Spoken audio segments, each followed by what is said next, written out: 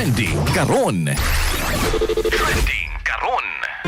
Lalaki naglabay basuras dagat sa Pasil. Gipangita, nakita na ngayong pasaylo si Katropang Philip Siroano sa istorya ni ini.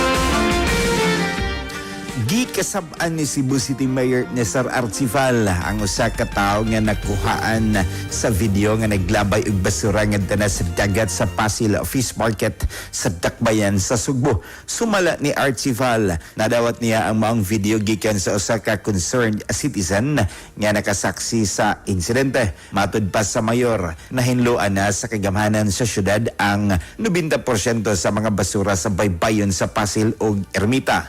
Apan iyang pasiugda nga dili igo ang pagpanglimpyo lamang aron masulbad ang problema sa basura. Tungod ni ini, mitan niya og 10,000 pesos nga ganti si Konsihal Winston Pepito alang sa bisan kinsa nga makatabang sa pag-ila og paghatag og impormasyon sa nahimutangan sa tawo nga nakita sa maong video. Sumala kang Pepito tumong sa maong ganti ang pagtabang sa mga otoridad sa pagdakop og pagpanubag sa mga tawo nga naglapas sa balaod sa pagpanalipod sa kalikupan.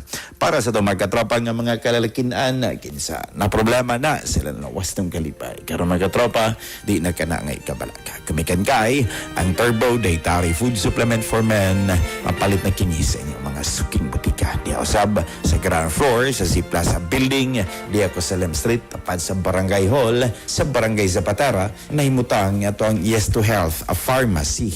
Alang sa nag-iusang Pilipino para sa Pilipinas, kininya certified turbo user, katropang Philip Siroano, XFM News. Kasikas Express Balita. Cellphone Plus Gold, mapalit sa mga butika sa inyong lugar.